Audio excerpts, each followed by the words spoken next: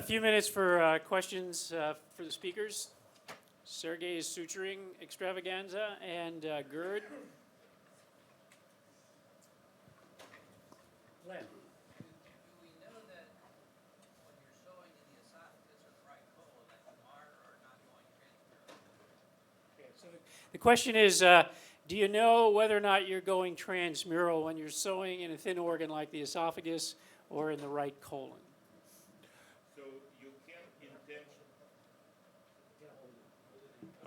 You can intentionally go transmurally if you want to, but in reality, yes, it's always a risk that you can go transmurally.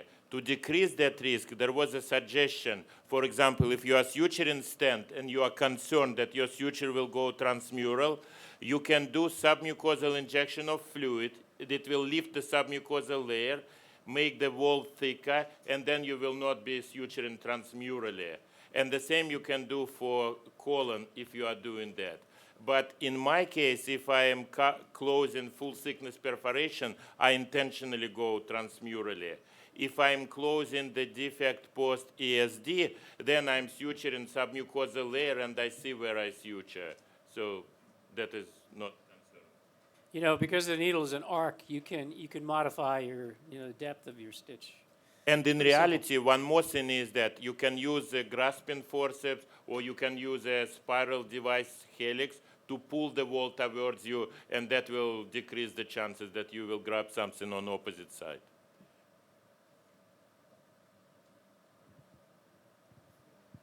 You know, the laparoscopic Nissen procedure has been around for almost 25 years. Pretty good operation, not that much morbidity, yet people aren't beating down the doors to have that done. What do you think will drive patient demand for these endoscopic procedures?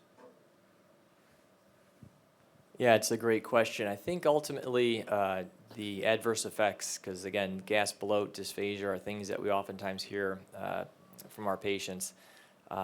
As other endoscopic therapies, such as we've seen today, become more commonplace, maybe there'll be more interest in it as well. But I think ultimately, the no scar, the hype about that is good, but at the end of the day, the patient wants something that works. So I think side effects are the most likely reason that patients would seek this out.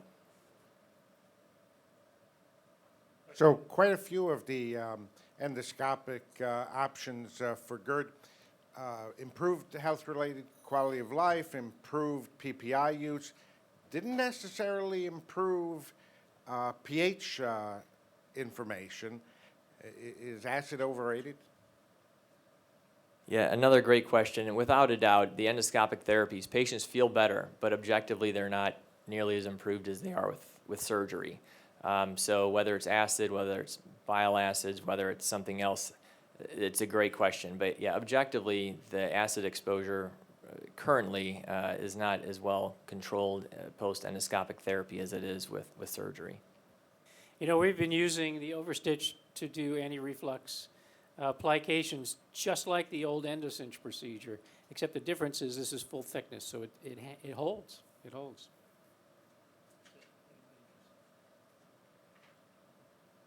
Glenn. An additional answer back here can be that if you reflux 2 drops of acid, your pH drops to low. If you reflux a half a cup of acid, your pH still reflects that same number. So quantitative reflux is not reflected well in the Bravo studies, and we need more impedance studies as to how high you reflux to tell whether these techniques are really improving.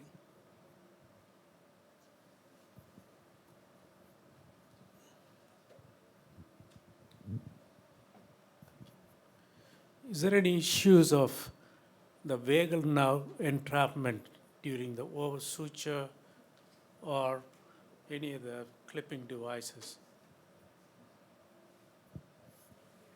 So the question is if there's any risk of vagal nerve entrapment with any of these methods, whether it's suturing, stapling, or plicating.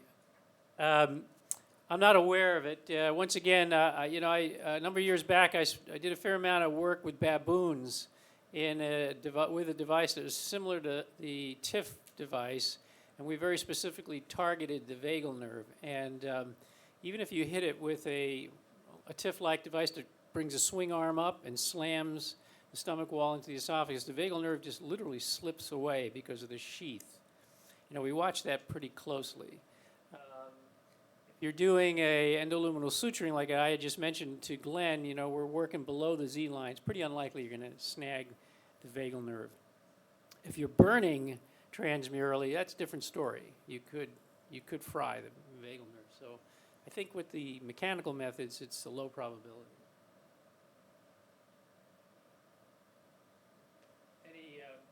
Any questions with regard to suturing? We've got about another 5 minutes before we're going to go live with cases. So any questions you have, be great. Larry.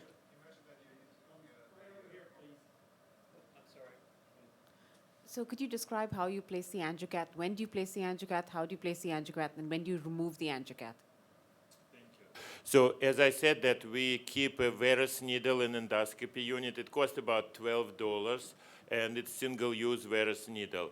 And there are 4 points it called calc points to enter peritoneal cavity. If, for example, you want to start laparoscopy with pneumoperitoneum through varus needle, then you insert it into those points. It's 3 centimeter above or 3 centimeter below the umbilicus, and also 3 centimeter to the right or 3 centimeter to the left.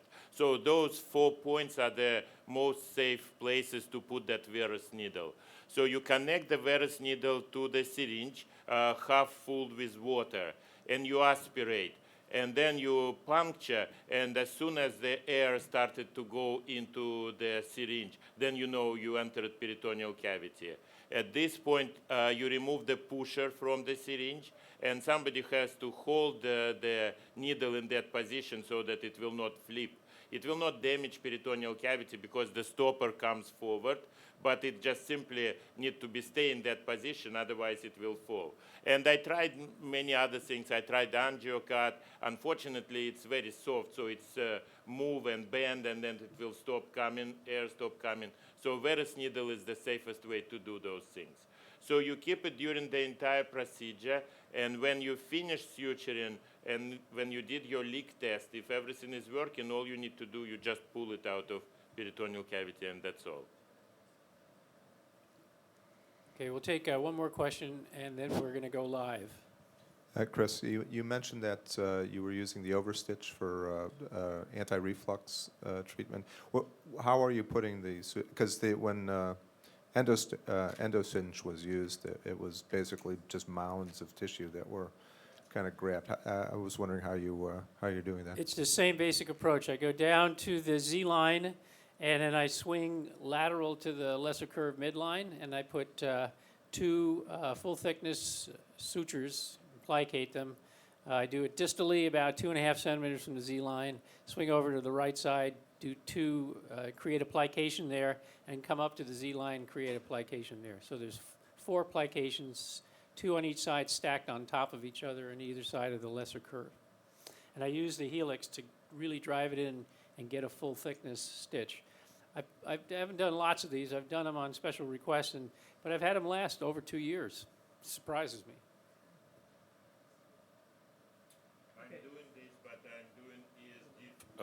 I'm doing those things, but I'm doing ESD first, thinking that I will create scar tissue and I will modulate it by putting a stitch in direction which I want to. And so even if the suture will eventually fall off, then the scar tissue will hold plication in place. And the only thing is that when you tighten in it, you can over-tighten, and then you create ischemia, and the suture will fall faster. So you need to know some measure where to stop tightening. That's pretty hard to do, but it is true. Okay, we're going to switch to live cases. I thank the speakers. They're actually going to do their own cases as soon as they get upstairs, or wherever they're doing them, across the street.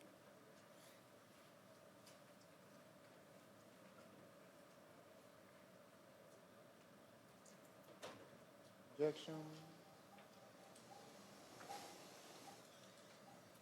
Yes.